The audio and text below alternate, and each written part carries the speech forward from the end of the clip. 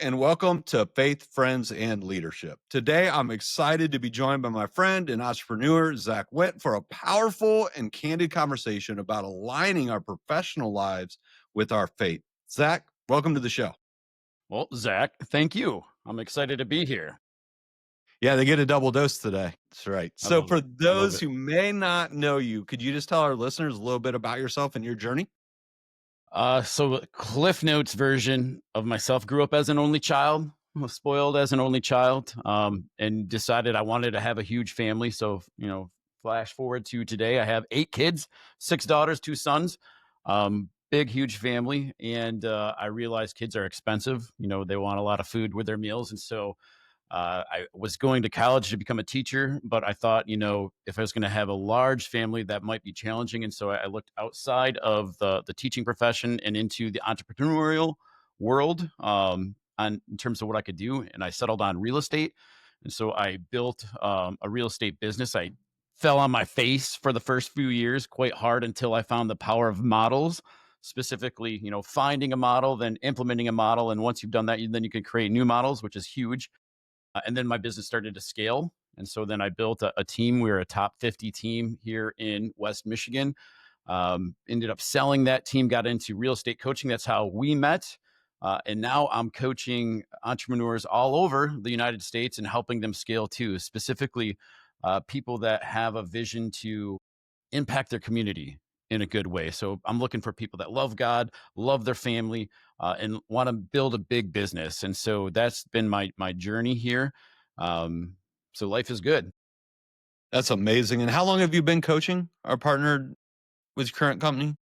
About 7 years now that I've been doing that. And Okay, so you started just before me, but right around the same time because I think mine was right around then, 2019, yeah, somewhere in that range when it went through. totally. Awesome. Well, so you and I had a powerful conversation, a great conversation around what our topic would be today and what we could bring to the leaders that listen to this show. And you shared a powerful shift that took place in your life from a place of financial success to a new venture driven by a desire for kingdom impact, which is very much something that's on my heart. So, what specific moment or realization prompted you to leave a place of comfort to pursue a deeper alignment with God's calling? And what did the journey of discernment look like for you? That's a phenomenal question, and I'm gonna be vulnerable right now here on your show, Zach. So here we go. Um, you know, my wife and I, we wanted the big family, right? And so we have a very large family, and we're blessed beyond measure with that. But there was a season where we went through a series of miscarriages, and we went through like 4 in a row, which was each one was more devastating. Like we got further along, like, oh, it looks like it's good, but then it wasn't good. Um, and I fell into what I didn't realize at the time, into a depression where I was angry at God. I basically stopped praying because, here I am, I'm pro life, Lord. And like we have 4 miscarriages in a row, and I see my wife suffering. And my wife, same thing too. Like we had different types of depression where, she kind of withdrew and focused on other things too. But like for me, I decided to throw myself into making as much money as I could, and then I started to drink quite heavily, and I started to be really, really successful in business, and I was just a horrible person at it. I don't know if you've seen that the show is not the best show, but there's a show called Entourage, and there's a Yes. guy in there that Ari Gold. He's in there, and he's like this, no nonsense, pulls no punches guy that goes in and breaks legs, whatever. And that was kind of my MO. Like I wanted to see how much money I could take from the buyers or the sellers on the other side. So I'm justifying this. I'm protecting my buyers and protecting my sellers. And like how much can I go after them? How much can I not humiliate the other agent, but just like push around the other agent? And I was wildly successful at it. Um, but horribly empty inside. And it was just a season that was horrible. And I just, my wife, she came back to a relationship with God faster than I did. We're Catholic, and she was just sitting in the corner praying the rosary, which really cut my heart because here I am, this arrogant, successful, arrogant, you know, selfish person, and just to see my wife humbly sitting there praying just cut me to the heart. I'm like, man, I need to change. I need to get back to what I used to be. I need to be a good father. I need to be a good son of God. I need to follow. And so I did. It was my wife's prayers that brought me back and then, helped me pull my head out of my rear end and be more humble. And then that was right at the time where I also discovered that, selling real estate got pretty old, where you do the same things over and over again. 20 contacts a day, you got to go on 5 appointments a week, you got to do all the things. And it was just like too monotonous for me. Um, and so I started to shift my mindset around the business where I was working in the business. I started to work on the business, and then I started to scale it in a more intelligent way. So I decided who are the people, Zach, that I really love working with. And I decided, the people that I really love, they love God, they love their family, and they want to build a big business. And so I'm like, I'm going to take my whole database and I'm going to cut everybody out that doesn't fit that model. And I'm Yeah. only serving those people. And then, like, if my team wants to call these other people that like me, that's fine. I'm just focusing on these people, and the business blew up, and it was great. And so I did that for quite a while. Ended up selling. The real estate team got into coaching and did really the same thing. So I was with Keller Williams Maps coaching, and I sought out the same people who love God, love their family, and wanted to build a big business. And we just took things far. And since then, we've expanded it to other brick and mortar places. Primarily, it doesn't have to be brick and mortar, but we've done this with heating and cooling places. We've done this with academies for. There's one here in Grand Rapids. It's a academy for young men that don't want to necessarily go to college, but they want to learn a trade, and so we help blow that up. And so that's kind of the transition where I'm really looking to serve because I believe that God pours the fullness of life into us if we're accepting it, and then we take that fullness and then we can help other people only in so much as we cooperate with Him, right? And that's the journey that I'm on right now. Yeah, according to his purposes is a line that a lot of people drop off, right? It's like, I can do all things through Christ, and then leave off the according to his purpose. Right. We still try to kind of claim on some ownership to that. You and I, it was so impactful, and it still just gives me chills and just think about the alignment because my wife and I went through that and our struggles with pregnancy too. And we had a miscarriage, not four, but we had one, and certainly a lot of challenges with that too before they came. So I can uh, sympathize what you're going through and kind of the mindset that you had. And what's interesting is, and I don't know if you found this or not either, but as I coach and as I work and encourage and help people, even people who don't have faith in Jesus look for comfort in something. So Right. for me, it's about what are you looking in comfort in, right? For me, it was music, it was smoking cigarettes, which gave up a long time ago, but that was part of it. And for you, it sounds like it was drinking was part of it, of just seeking that comfort. And it's Yeah. amazing because again, Christ is the only one that can provide that, but it's a hard lesson to learn when you're searching for things from the world to be that comfort. Yeah, totally. Like the drinking would, it's a depressant. And so all these things that are going on that I don't like in my world would like help funnel it down just to whatever I'm thinking about in the moment. And what a horrible way to go through life, especially when you have a bunch of kids, right? It's like the kids want to play with you, but you're hungover, or you come read a book with me, but you're drunk or whatever. It's a horrific thing to do, and thankfully, I've apologized to my kids, like, how I've acted, during that, and, they've forgiven me, and thank God, I'm blessed with some really amazing kids, but yeah, to I think, in hindsight, hindsight's, 2020.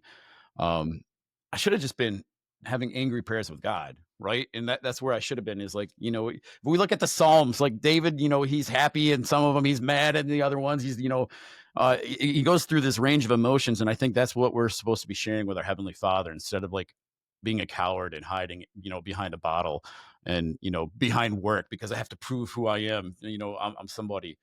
It's so important having Yeah. that. Yeah, and And there was a thing through Maps when I first started and through Code One, it's called the bold laws. So for anyone that doesn't know, they're just quick phrases that maybe came from someone else, maybe just lessons learned, but they were quick phrases.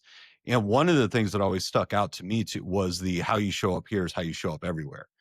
And it was one of Love that. those where I quickly realized is how I was showing up in some areas of my life and in the presence of God was indeed showing up in other places and maybe in ways I didn't like it, right? Or I didn't want it to show up it. So it's so impactful. Right.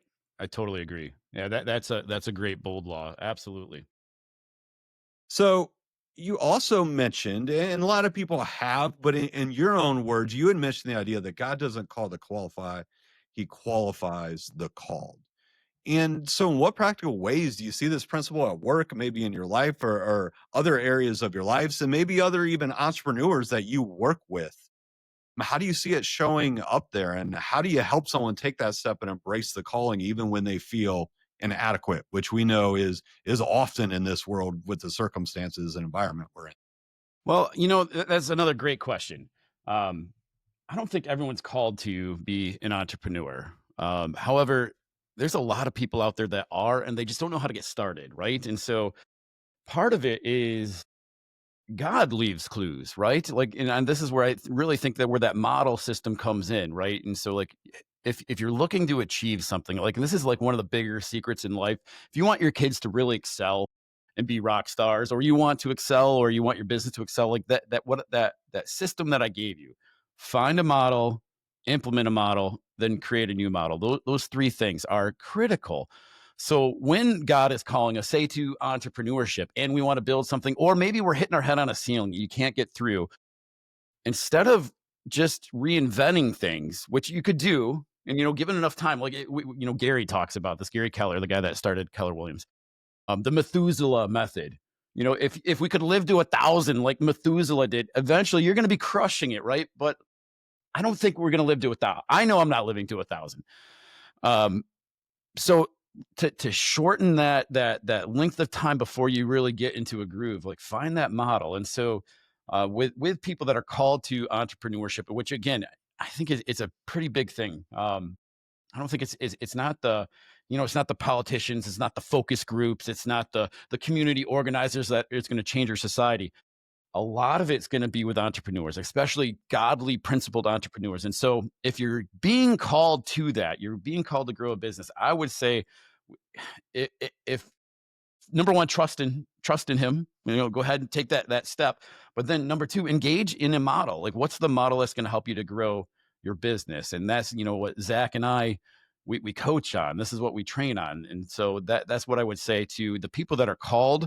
You're going to suck in the beginning, and it's okay. That's totally okay. And like, you're going to suck long enough that eventually then you're going to be okay. And then from okay you're going to become decent, and then from decent and then you're going to become good. A lot of it has to deal with just repetitions on it. I'll see a lot of people, Zach, and I'm sure you've seen the same thing too, where they're letting perfection get in the way of progress. Yes. Just Yep. start. If God's calling you to do this, let it be messy. It doesn't mean you have to go out and spend a lot of money. In fact, that's something else that we say is that we lead with revenue. There are many things you can do to launch a business without spending any money, or grow a business without spending any money. Yeah. Yeah, it's the biggest thing we gotta tell people is you just gotta start, right? And you take a step. And if you can't take a step, you take an inch. But you take whatever you can do and you pray and you do the next right thing. But I love your take on the scope of being an entrepreneur and what that means, because I do think it's a word that society has like put it in a box or labeled what it is, or and maybe causes people to think I'm not an entrepreneur.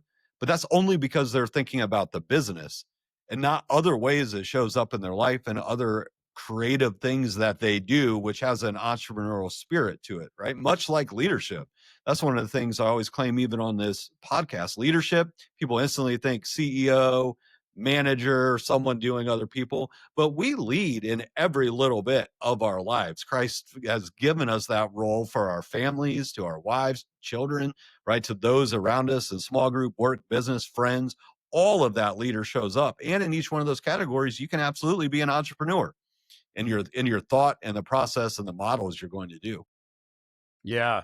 And I think the key to that too, depending on how you want to show up for leadership, like if you want to show up for leadership in a powerful way, get on your knees, be humble, like have that, like the first and most important thing is that prayer time, that relationship with Christ.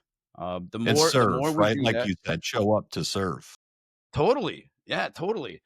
but I'll qualify that. But before even serving, like, do am I spending time with Christ? And do I have a true relationship with him? Am I in his word? Like, I need to be in his word a lot more than I'll take ownership on that than I am.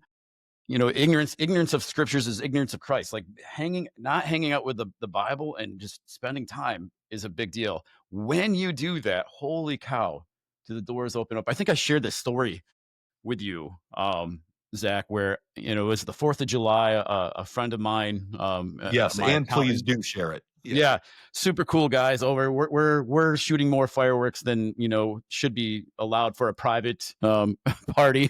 Like, we're rivaling the local cities nearby. And there was something I needed from the store. It was like spin drift or ice. I don't even remember. And there's this busted car in the parking lot. Like, there's like spray foam in a window, and it's kind of spray painted, and you can see someone's definitely living in this car. And in my head, I'm like, I don't know why. And I live in a nice area. I'm like, I don't know why the grocery store doesn't make a move or tow the vehicle, or whatever it is. I'm like, it's just I don't like it. I don't think any more of it. I go into the store, I get my ice, my spin drift, whatever it is, and then I come back to my awesome Jeep. But by the way, best vehicle in the world, Jeep Wrangler. No better vehicle. Bad gas mileage, not reliable, but cool, super cool. And I'm sitting in my Jeep, and I feel something say, I don't hear an audible voice, like, go over there. And then I pause for a second. I'm like, God, is that you? And then I sit there for a bit, like, do you want me to go over there? Just, confirm that. And like, he already did, but like, um, Yeah. just confirm it. And I sit there for maybe 20 seconds, and I'm like, I don't hear anything else. And then I hear some people off in the distance talking. I'm like, all right, God, here's the deal. If they say Jesus, they say God, they say help. I gave God like 6 different words that they could say. I'm like, if they say any of these 6 words, Lord, I'll go over there. I'll be the good servant.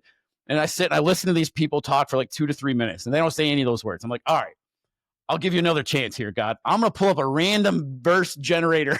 If it says anything about serving the poor or helping the hungry, I'll go over there. And the first verse, I can't remember what it was, but it's like, be good. And the second verse was kind of the similar thing, be good. The third verse is like, be good. I'm like, all right, none of these are it. Like, I hit the start button on my Jeep, and I'm like, I'm going to go home, hang out with my accountant, blow things up more. And I put it in drive, and then I just feel like, go over there. Like, again, not audible, but go over there. So I'm like, all right, fine, I'll go over there. I pull up, and there's this dude if you're watching us on YouTube or wherever, you can see I have a decent sized beard. There's this guy with an even bigger beard there, kind of baldish head. And he's sitting in this car. I'm like, hey, man, how are you? He's like, hey, I'm doing good. I'm like, hey, do you need anything?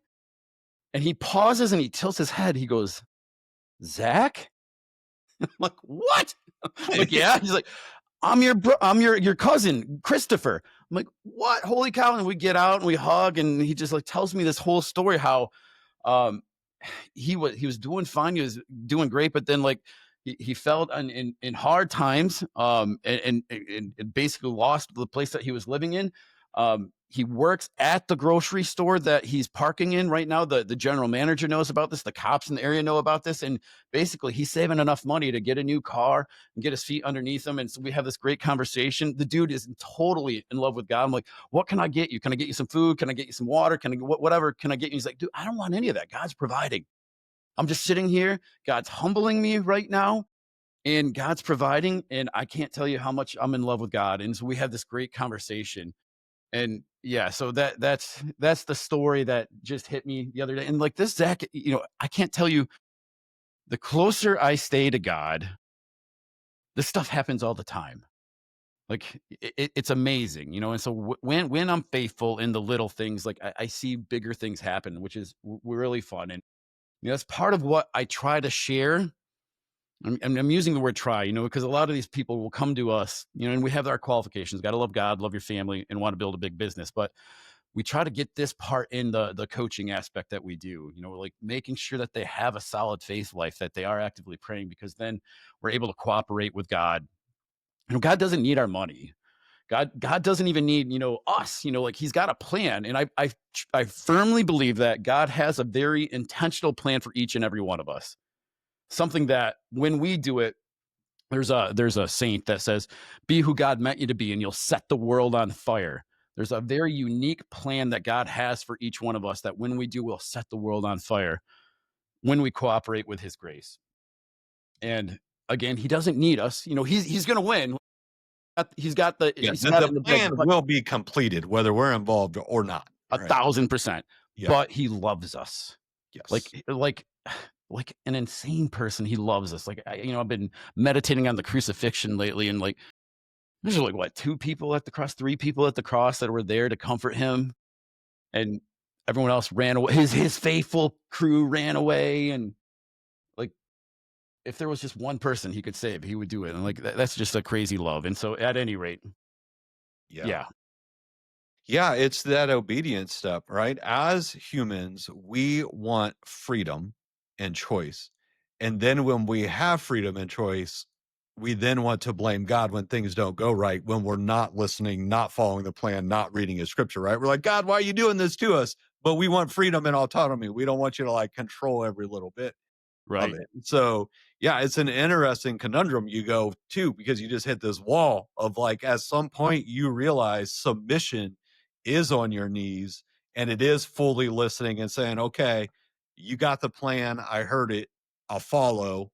What's next? Right? Where can I go? How can I serve? And when you do that, you do hear from God. And I don't want to claim how anyone else's experiences it, but you and I talked about it and we experience it the same, right? I hear it, but it's not audible and it's not like a voice, but I hear it and I know it and it's a feeling and it's clear as day that this is what I'm supposed to do. And when you listen and you obey, good things happen.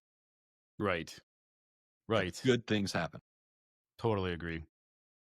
So we all, you know, we all experience the ups and downs of life. And I am 1,000% convinced all of it is on a hockey curve, right? And all of it eventually will turn to good. When you zoom out, everyone you'll see that hockey stick. However, we know when you zoom in, it looks like this. And there's ups and downs, there's valleys, there's great times. It's just about tolerance. How long can you hold out, stay committed to the mission, stay faithful to what Christ called you to do for that curve to happen, right? And to be in it. And while you're there, the enemy and just the circumstances in life, a lot of negative self talk can come up and it's about navigating that and praying through it. So during your times of challenge and during this, significant shift you've talked about, do you have any practical steps or advice on how do you overcome that negative self-talk? How do you be intentional about overcoming it? Man, you're just nailing all these awesome questions. That is another phenomenal question and something that I'm very guilty of. I know how to negative self-talk with the best of them. And it's so easy to tear myself down like, "That was stupid. Why did you do that? You should have whatever." I'll catch that in my clients, right? Where they'll say that. And I'm very quick to call them out. Number one, like if they're a believer, like, how would God talk to you about that? And like, well, he wouldn't say that. And so I'm like, why are you allowing that in your life? And then number two, maybe if they're not a believer, I'm like, pre- pretend, you're coaching your kid happy. You didn't close this deal. You didn't whatever it was. 20 years from now, so they're in the same position. How would you coach them? How would you speak to them? And it's dramatically different. And yet we allow this negative self-talk to root us. There's this model, Zach, that I'm sure you know quite well called PITFAR, right? So we have our programming, we have our thoughts, we have our feelings, we have our actions, and we have a result. And it goes in like a circle here. And so the programming I actually like to replace with prayer. And so like if we want to make a change, especially like with the negative self-talk, because if you want to really inhibit yourself, that's probably the best way to do it is just to think, I can't do this. Can't be done. Someone more talented can do this. We need to destroy those thoughts. And so if we start with that prayer on the top, and we are children of God and we engage with that, with God all things are possible, especially when he wants us to do it. If you look at the Bible, it's example after example of people that they have a stuttering issue, and they're called to be orators, and we see this over and over in the Bible. Same thing with us. Engage in that prayer. The first thought, so prayer thoughts come second. The first thought you can't control. It might be like, I'm a piece of filth. I can't do this. Well, change that second thought, right? And so, like, that's where we start to break this habit and start to grow. So if I can change that second thought, that's going to change how I feel. If I change how I feel, that's going to change how I act. If I change how I act, that's going to change my results. And if I do that long enough, I'm building a habit. And so that negative self-talk, it's got to go. And if you guys have kids, for any of you that are listening that have kids, same thing too. I have zero patience for that with my kids. Like, I'm in their face immediately, calling them out if they say something negative about themselves or if they complain too. It's the same thing. Like, immediately, you're telling me 10 things you're grateful for. If I hear a complaint, I just did this to my daughter, and she had to come up, but she was just in a mood. I'm like, I don't care. We're sitting here until you have But 10 you gotta things. listen to this. Do we need to edit that part out? I have shoes, right? Great. What else? I have socks. I'm like, great. No, and we made it. So yeah, negative self-talk, complaining, all of these things, like, we're blessed beyond measure, regardless of the situation. I think we talked about Viktor Frankl and, man's search for meaning, like a dude that's in the concentration camps, and like bad things can happen. Bad things will happen. Like this, we're not meant to have heaven on earth, right? That's for the next life. And so we'll never build heaven on earth. And I think that's part of the problem that a lot of entrepreneurs can go into this world for, because I make all this money. I can have all the best food. We can go out to eat. I can have the cool cars. I can have the cool houses. I can go on all the vacations. I can create heaven on earth. And that's what I was doing when I was in my depression. Is I was traveling, I'm buying the cool cars, I'm going on the cool vacations, we're going out to eat every night, and yet it was hollow. It was fun. It looked like a ton of fun, I'm sure, on the surface, but it was hollow. Like, so if we're called to this, we got to put things in the right order. And Yeah. that starts with that thinking, right? That mindset in there. Like, everything we do, everything we have is ultimately God's. I'm participating with it. Yes, I'm growing my talent. However, it's God's. Yeah, I like to use stories. I love the parables in the Bible. It helps me. Like I love parables and stories, the way I learn, and it helps me. And there's two analogies that come to mind that I use all the time and think about, right? The first is teaching a child to ride a bike. And one, you let them fail. You don't save them from the failing. Part of the learning is allow them to go through it. And two, you don't ever tell them they should quit. They're not good enough. They're never going to ride a bike, right? And that's how we talk to ourselves a lot of time. The second that you brought up, which is so powerful too, is the minute we put our faith in Jesus, we expect all good things. Right. And that's not the case. If anything, it gets harder. So the way I Right. like to explain No, it it is gets like, worse. right, yeah, like going down a river, right? You're in a canoe, it's beautiful, you're going down. It's amazing. But when you're following the earthly things, that river is heading towards a waterfall that's going to eventually end your life. But it's a great ride because it's smooth. When you follow Christ, you're actually now called to go upstream, which is tough for anyone who's been in a canoe by yourself trying to go upstream in a fast moving river feels challenging and impossible, which is why we rely on Christ to give us that courage, enduring, knowing the outcome will be good. But if anything, it gets harder. Yeah, I totally agree. And God's calling us to that. Do you mind if I read a parable real quick? No, absolutely. Go ahead. So this is one, the parable of the unjust steward. We were talking about the parable of talents before. This one, though, I was just reading this and it really struck me. So there was a certain rich man who had a steward, and an accusation was brought to him that this man was wasting his goods. So he called him and said, "What is this I hear about you? Give an account of your stewardship, for you can no longer be steward." Then the steward said within himself, "What should I do? For my master is going to be taking my stewardship away from me. I cannot dig. I'm ashamed to beg. I've resolved what to do. That when I am put out of my stewardship, that I may receive their houses." So he called every one of the master's debtors to him. And to the first he said, "How much do you owe my master?" And he said, 100 measures of oil. So he said to him, "Take your bill, sit down quickly, and write down 50." Then he said to another, "And how much do you owe?" So he said, 100 measures of wheat. And he said to him, "Take your bill, write down 80." So the master commended. This is the part that always rubbed me the wrong way. And this is the part that I've been chewing on, because I'm like, what is this? So then the master found out. The master commended the unjust steward because he had dealt shrewdly.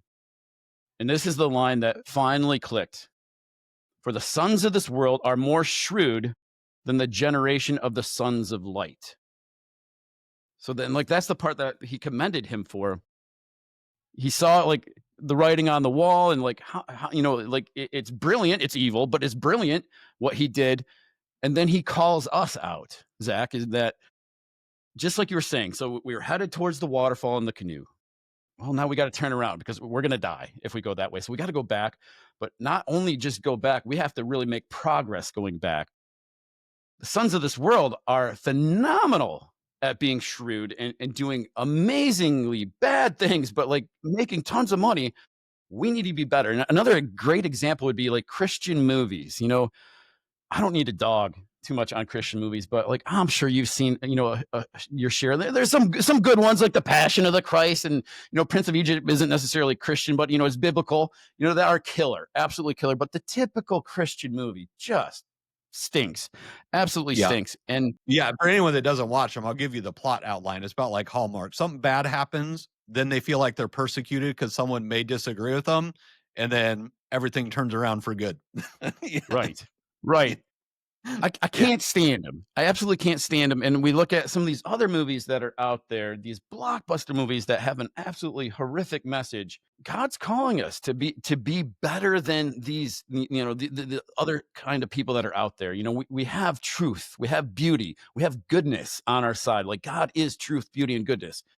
And so if you're called to the entrepreneurship world, I'm not saying you need to work 80 hours a week. You don't have to, like, forgo your family. That would be horrible because that would be the opposite of what we're supposed to do. However, I am saying if God's calling into this, we need to play all in on this, and we need to become exceptional at that. And one of the easiest ways to become exceptional at something, again, find the model, implement the model, or then you could build new models. The best investment you can make is working on yourself. What are the things that I can do that I can become better? I can become more lethal at this thing, and then I can scale it faster. That's something that my wife and I, we spend a lot of money on bettering ourselves, learning. Same thing with our children, and it's a big deal. If God's calling you to this, don't do it. In another verses popping in. I think it's Revelation 3:15, it might be 3:16. Because you were lukewarm, I vomited you out of my mouth. Be hot or cold. you know Pick one, but don't be half-hearted in this journey. And the economy that we're headed for, like, there's massive opportunity. People are scared right now because they're seeing tariffs, and, like, issues are popping up, but there's always opportunity out there. And I'm going to say, if you're called to entrepreneurship, if you're called to leadership, don't play half in. Zach, thank you so much for sharing your journey, your wisdom, and time with us today. I really appreciate it. Yeah, thanks for letting me be here. For our listeners, until next time, keep living a life of faith, building up your friends, and making a kingdom impact. God bless.